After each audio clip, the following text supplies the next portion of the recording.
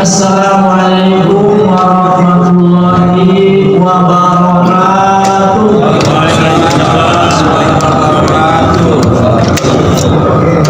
Bismillahirrahmanirrahim. Wassalatu wassalamu ala Rasulillah. La haula wala quwwata illa billah. Asyhadu an la ilaha illallah wahdahu la syarika lah wa asyhadu anna Muhammadan abduhu wa rasuluh. Puji dan syukur mari kita panjatkan kehadirat Allah Subhanahu wa taala. Dengan berkat kudrat dan kedaulatan kita masih diberi kesempatan oleh Allah untuk melaksanakan sebagian yang diperintahkan, itu melaksanakan ibadah sholat subuh berjamaah, dilanjutkan dengan tadarus Al-Qur'anul Karim. Mudah-mudahan aktivitas kita, harapan kita senantiasa dicatat oleh Allah menjadi amalan sholihah. Lalu salawat dan salam semoga tercurah dan dilimpahkan kepada panutan Allah Nabi yang mulia Nabi Muhammad sallallahu alaihi wasallam beserta keluarganya, para sahabat, para tabi'in, para pengikut. Mudah-mudahan termasuk kita di dalamnya yang senantiasa mengikuti ajarannya sampai akhir zaman. Yang saya hormati Bapak Ketua DKM beserta jajarannya, yang saya hormati Bapak Ketua RW 13 beserta jajarannya, yang saya hormati Bapak Ketua RW RT 1 sampai 7 dan MPS beserta jajarannya. Hadirin warahmatullahi yang saya cintai, pada kesempatan yang berbahagia ini saya izinkan saya untuk menyampaikan tentang ikhlas kunci kebahagiaan hidup.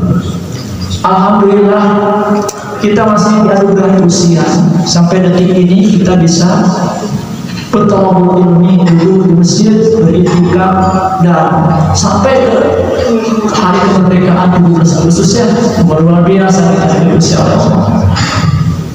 Diberikan rezeki oleh Allah, diberi kesehatan dan rasa aman sampai dengan saat ini. Semoga Allah Subhanahu wa taala senantiasa melimpahkan karunia-Nya kepada kita dan keluarga serta memberikan jalan kemudahan di setiap langkah kita. Allah Ta'ala mengatur jalan hidup kita dengan baik. Tugas kita hanyalah menjalani, mensyukuri, menikmati. Jika itu suka, bersabar. Jika itu mudah, alhamdulillah.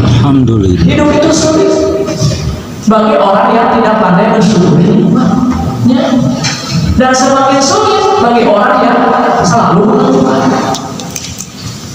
Amun ayana ulang hidup di dunia serba makin sulit.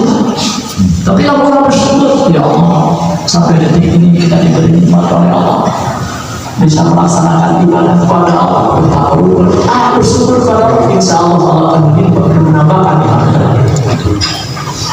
Fondasi dasar keikhlasan di dalam Al-Qur'anul Karim di surat Al-An'am ayat 162, a'udzubillahi minasyaitonir rajim, qul inna sholati wa nusuki wa mahyaya wa mamati lillahi rabbil alamin. Inna sholati, sesungguhnya sholatku, tadi udah mereka sholatnya, sholat wajib, sholat sunnah. Wa nusuki, ibadahku, wa mahyaya, hidupku, wa mamati, dan matiku, lillahi rabbil alamin, hanyalah untuk Allah Subhanahu. Katakanlah wahai Muhammad, sesungguhnya sholatku yang aku kerjakan selama hidupku, ibadahku atau membaca Al-Quran, hidupku dengan berbagai amalan yang aku kerjakan selama itu, dan matiku dengan membawa iman dan amal soleh, hanyalah untuk Allah Tuhan seluruh alam, bukan untuk yang lain. Ayat ini menegaskan tentang kelulusan manusia untuk mengabdi hanya kepada Allah aja wajib, baik dalam bentuk ibadah ritual atau lainnya, semenjak hidup sampai mati. La syarika lahu wa bidzalika umirtu wa ana awwalul muslimin. La syarika lahu, tidak ada sekutu bagi Allah. Wa bidzalika umirtu, dan demikianlah yang diperintahkan kepadaku. Wa ana awwalul muslimin, dan aku adalah orang yang pertama-tama berserah diri. Quran surat Al-An'am ayat 160. Tidak ada sekutu bagi Allah. yang mempunyai kerajaan langit dan bumi, semua ditakdirkan oleh Allah. Ada yang kaya, ada yang miskin, ada yang cantik, ada yang kaya, ada yang sehat, ada yang sakit. Dalam bentuk apapun, karena hal itu mustahil bagi Allah. Dan demikianlah yang diperintahkan kepadaku, karena inti dari ajaran Islam itu ajaran yang dibawa oleh nabi-nabi terdahulu adalah ketauhidan, mengesahkan Allah, jangan sampai menduakan Allah. Dan aku adalah orang yang pertama-tama berserah diri atau muslim sebagai nabi yang harus mengawal ketauhidan ini sebelum umat. Apa itu ikhlas? Kita sering mendengar ikhlas, malah di satu surat, namanya surat Al-Ikhlas. Pada apa semuanya? Qul huwallahu ahad, Allahu shomad, lam yalid wa lam yulad wa lam yakul lahu kufuwan ahad. Ikhlas adalah sikap tulus hati yang menjadikan seseorang mengarahkan tujuannya hanya kepada Allah aja. Inilah konsep ikhlas, menjelaskan tidak berorientasi material, tidak pamrih, terus manusia ikhlas memiliki keistimewaan tersendiri dalam hidupnya. Kekuatan ikhlas dalam kehidupan memberikan perubahan positif, mendapatkan kemudahan, artinya akan selalu dilakukan. Maka ketika kita sholat berdiri, bekerja harus ikhlasnya, subhanallah, rumah tangga harus ikhlas. Ikhlas dalam rumah tangga supaya mendapat hati yang tentram. Jiwa berserah diri pada penciptanya, beban-beban di punggungnya akan diringankan oleh Allah Jalla Jalla dari beban ujian yang memberatkan hidupnya. Semua kesulitannya dimudahkan oleh Allah bagi orang yang ikhlas, karena orang ikhlas selalu percaya sesudah kesulitan pasti ada kemudahan. Allah akan selalu menolong hamba-hambanya yang ikhlas. Dengan ikhlas kita perlu lagi berguna hati. Masa berguna hati? Subhanallah, tak ada masa orang kesal gelisah? Coba lebih maksudnya subhanallah. Takut pada kemiskinan, hilang kesempatan, takut dengan penyakit dan ketidakjelasan masa depan. Ikhlas melapangkan kesempitan, mempositifkan energi negatif dalam diri, menghapuskan kebencian, menghilangkan dendam, mendongkrak segala bentuk penyembahan pada dunia yang tak sedikit manusia terjebak di dalamnya. Mampu melepaskan dirinya dari segala penyembahan kepada selain Allah, penyembahan kepada materi, penyembahan kepada uang. Dulu dikejar-kejar uang, pada sholat, belaan tenang, tasawuf, subhanallah, jajan uang, subhanallah, penyembahan kepada harta benda. Ya Allah pun harta tetanya, menyembah kepada syahwat, jabatan, kekuasaan, tradisi yang selama ini banyak manusia termodali oleh orang tersebut. Sesuai penjelasan surat Al-An'am di atas, sesungguhnya sholatku, ibadahku, hidupku, matiku hanya untuk Allah semata. Inilah hakikat ikhlas. Sholat hanya untuk Allah SWT. Tadi itu sholat, melaksanakan sholat subuhnya karena Allah, bukan karena siapa? Bukan Allah lain. Ada yang Allah lain, lima segala rupa sholat. Versi direk Allah Akbar.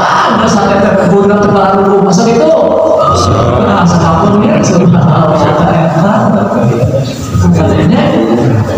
Karena Allah SWT menginformasikan lewat Al-Quran surat Al-Baqarah surat 2 ayat 45 sampai 46. Wasta'inu bis-sabri was-salah wa innaha lakabiratun illa 'alal khashiyin alladzina yadunnuna annahum mulaqu rabbihim wa annahum ilaihi raji'un. Wasta'inu bis-sabri was-salah.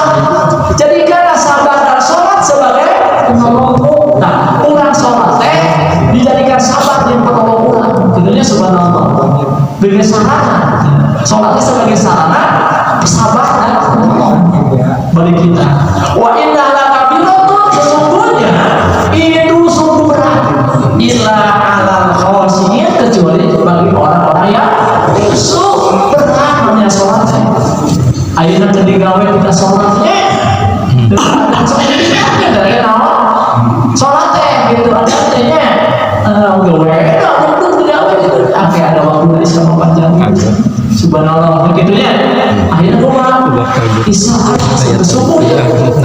Salat Isya enggak subuh. Akhirnya subuh itu kalau orang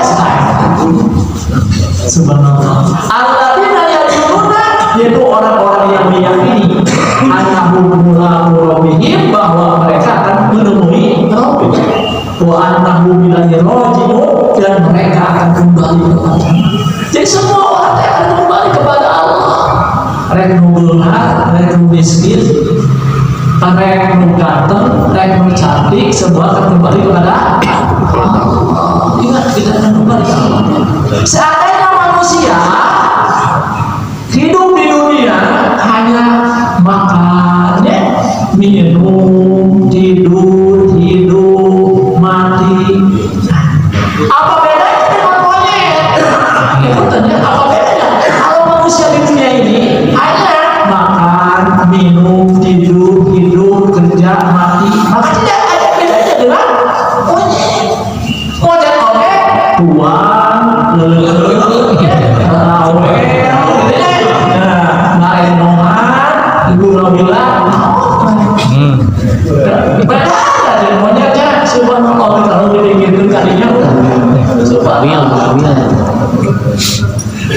Jadi monyet tidak sholat, tidak tadarus, tidak iman, tidak sedekah, tidak saum, tidak sabar, tidak zakat, tidak beribadah.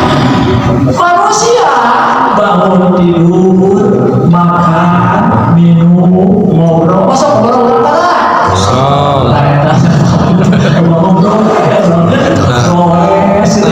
Selfie, tidur, bangun, iftar, mati, tidak sholat, tidak tadarus, tidak infak, tidak sedekah, tidak saum, tidak sabar, tidak zakat, tidak kurban.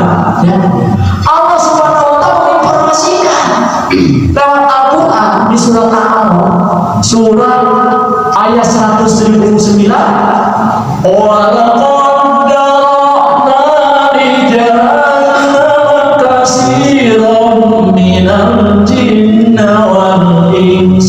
Lahum qulubun la yafqahuna biha wa lahum a'yunun la yubsiruna biha wa lahum adhanun la yasma'una biha ulaika kal an'ami bal hum adall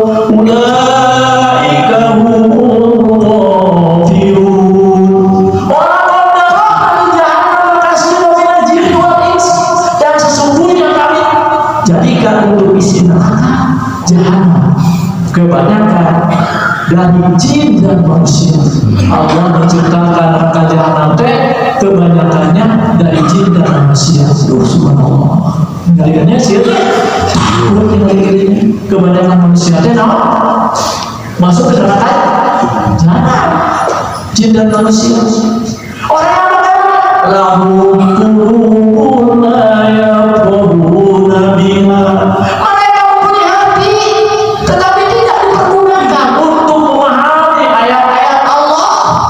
lain kurang sanes diberi hati orang tua Allah, kalbu diberi kekasih kalbu orang tua Allah, kasihan, tapi tidak tergunakan untuk membaik ayat-ayat Allah, baik yang tersirat maupun yang tersurat. Oh, langit begitu indahnya, dihiasi dengan bintang-bintang, gunung begitu indahnya, masya Allah luar biasa.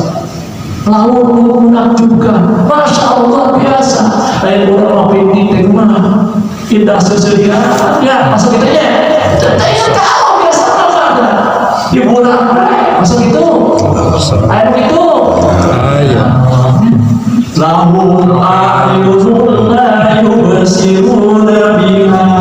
Dan mereka punya apa?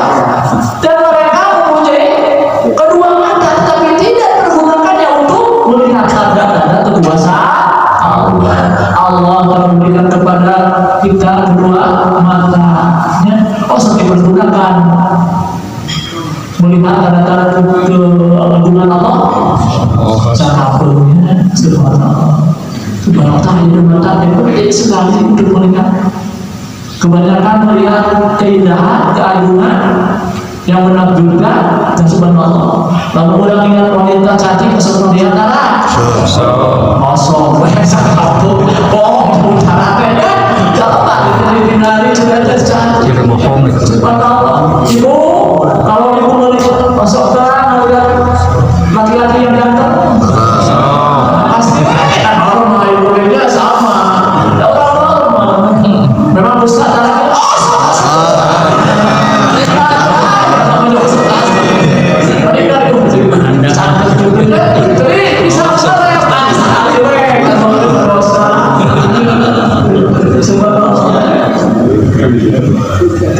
walahum adhanun la yasma'una biha. Dan mereka punya telinga tetapi tidak dipergunakannya untuk mendengar ayat-ayat Allah. Kurang lengkap dikasih kedua telinga, tidak mendengar apa ayat-ayat Allah Subhanahu wa ta'ala. Kebanyakan ulama mendengar karena kegorengannya jauh karena kita mau mendengar ayat-ayat alhamdulillah kita mah pengajian subuh, mengaji ya pada umur ada kultum ya subuh hari Sabtu dari Ahad ada pengajian luar biasa.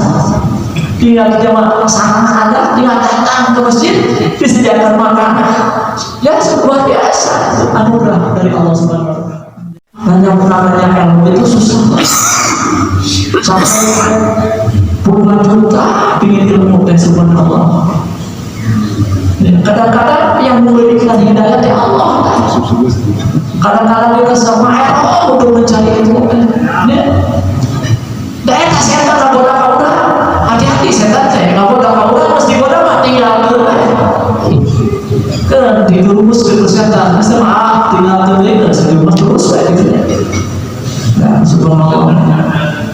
Bahwa yang susah gitu.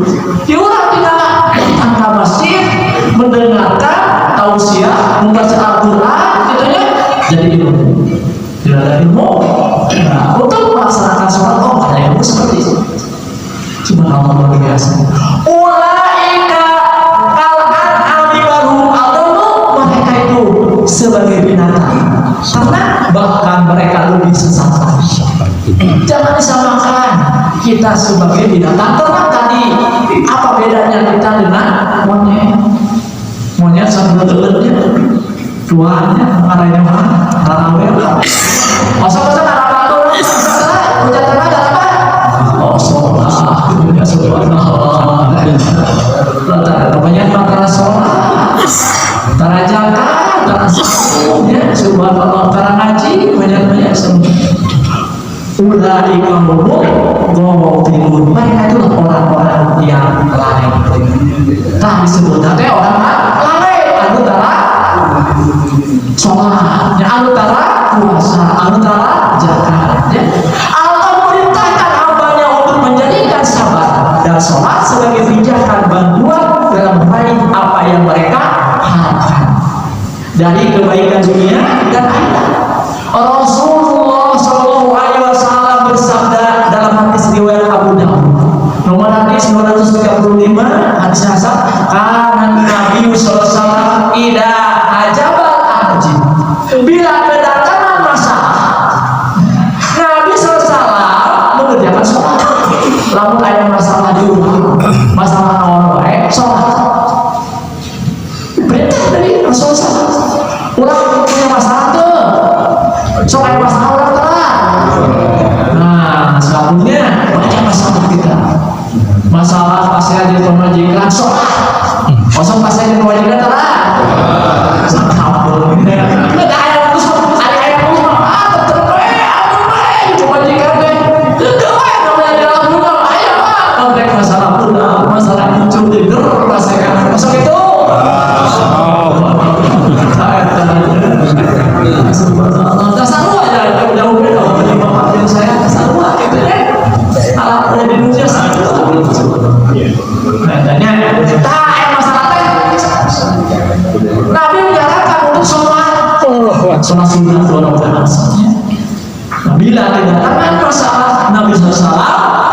mengerjakan sholat.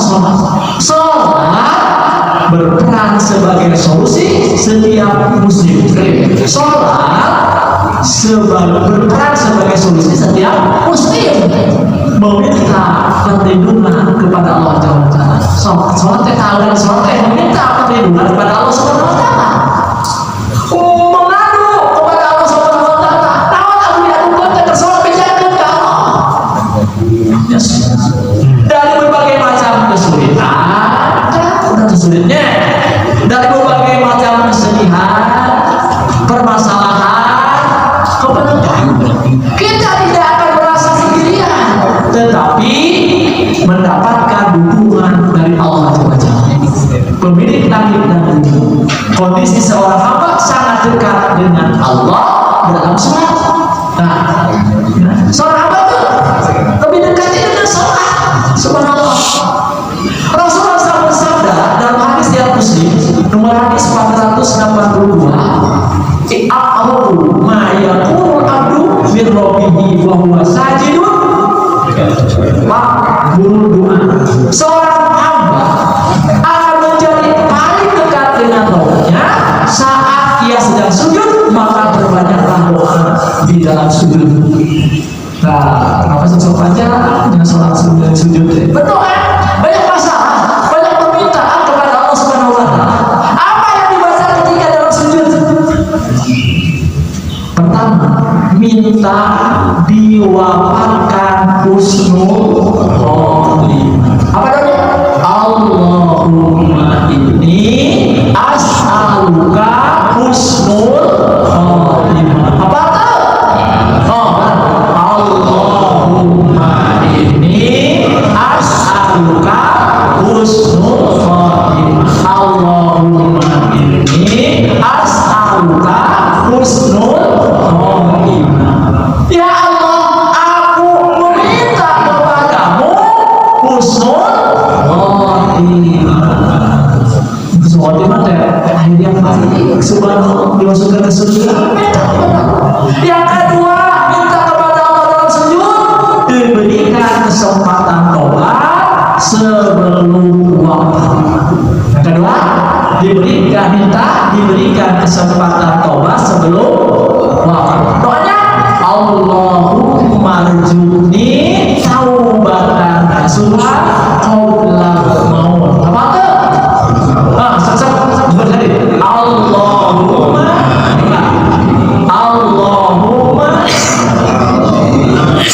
Allahumma rzuqni taubatan nasuha qabla maut. Allahumma rzuqni taubatan nasuha qabla maut. Apa? Sekali. Allahumma rzuqni taubatan nasuha. Ya Allah, berilah aku rezeki taubat nasuha atau sebenar-benarnya taubat sebelum wafat. Bacanya. Yang ketiga, hati ditetapkan di atas agama Islam. Minta kepada Allah dalam sujud, hati ditetapkan di atas agama Islam. Banyak Allahumma ya muqallibal qulub sabis qalbi ala dinika. Apa? Allahumma ya muqallibal qulub sabis qalbi ala dinika. Allahumma ya muqallibal qulub sabis qalbi ala dinika. Allahumma ya muqallibal qulub sabis qalbi ala dinika. Ya Allah, wahai sang pembolak-balik hati, tetapkanlah hatiku pada agamamu. Paham? Paham? Soal yang pertama tadi minta diwafatkan husnul khotimah. Allahumma inni as'aluka husnul khotimah. Ya Allah, aku minta kepadamu husnul khotimah. Yang kedua, diberikan kesempatan tobat sebelum wafat. Allahumma rzuqni taubatan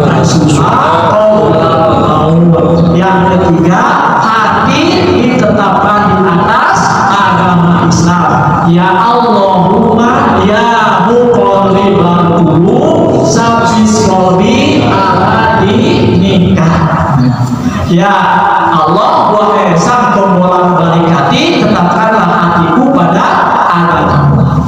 Semestinya seorang muslim memperbanyak doa saat bersujud. Sujudnya ini ketika sholat sendiri atau sunnah. Oh, banyak gitu. Subhanallah, karena Rasulullah seperti itu. Subhanallah. Ya. Bertakarru, tunduk kepada Allah supaya Allah menyingkirkan berbagai permasalahan dan kesulitan, serta memberi kita anugerah kebaikan dunia dan akhirat. Sholat dalam kitab Al-Jadwal Ma'ad termasuk faktor dominan dalam keikhlasan, mendatangkan maslahat dunia dan akhirat. Bagi orang yang rajin sholat, baik sholat sunat maupun sholat wajib, akan mendatangkan maslahat dunia dan akhirat. So, coba kalau ulang sholat, tenang pikiran orang tenang. Tapi dibandingkan can sholat, ada bingung, hati-hati can sholatnya. Tapi itu berarti keimanan orang masih mantap. Lalu ayeuna urang can sholat hari-hari, sampai mantap keimanannya. Subhanallah. Jadi sholat itu akan mendatangkan maslahat dunia dan akhirat, menyingkirkan keburukan dunia dan akhirat, menghalangi dari dosa, menolak penyakit hati, mengusir keluhan fisik, menerangi kalbu, mencerahkan wajah, menyegarkan anggota tubuh dan jiwa, memelihara kenikmatan, menepis siksa, menurunkan rahmat, menyebabkan permasalahan. Sholat mendatangkan ketenangan, ketentraman jiwa, keikhlasan yang luar biasa. Allah Subhanahu wa taala menginformasikan lewat Al-Qur'an surat Ar-Ra'd surat ke-13 ayat 27 sampai 28. Qul inna Allah yudillu man yasha'u wa yahdi ilaihi man anab. Alladzina amanu wa tatma'innu qulubuhum bi dzikrillah. Ala bi dzikrillah tatma'innul qulub. Qul katakanlah, inna Allah yudillu man yasha'u. Sesungguhnya Allah menyesatkan siapa yang Allah kehendaki. Wa yahdi ilaihi man anab, dan menunjuki orang-orang yang bertaubat kepadanya. Alladzina amanu, yaitu orang-orang yang beriman. Wa tatma'innul qulub, dan hati mereka menjadi tetap diberilahi dengan mengingat Allah. Ala diberilahi tatma'innul qulub, ingat tak hanya dengan mengingat Allah, hati menjadi tentram, tenang. Wahai orang-orang yang mencari ketenangan, mencari ketentraman, kesejukan mata, tujulah sholat dengan penuh khusyuk dan rasa hina di hadapan Allah Subhanahu wa taala, sebagaimana dilakukan oleh Rasulullah SAW, agar engkau dapat merengkuh keinginanmu, membangun keikhlasan. Kalau tidak, maka janganlah mencela kecuali kepada dirimu sendiri. Mungkin itu yang saya akan sampaikan. Mudah-mudahan jadi ilmu yang bermanfaat. Jangan dalam hidup sendiri. Mudah-mudahan bermanfaat. Mari kita berdoa kepada Allah Subhanahu wa taala. Allahumma shalli ala sayyidina Muhammad wa salli ala Ibrahim wa barik ala sayyidina Muhammad wa ala Muhammad wa barik ala Ibrahim bil alamin hamidul majid. Rabbana hab lana min azwajina wa dhurriyyatina qurrata a'yun waj'alna lil muttaqina imama. Subhanaka inni kuntu minadh dhalimin. Rabbana atina fid dunya hasanah wa fil akhirati hasanah wa qina adzabannar. Aqulu qawli hadza. Assalamualaikum warahmatullahi wabarakatuh.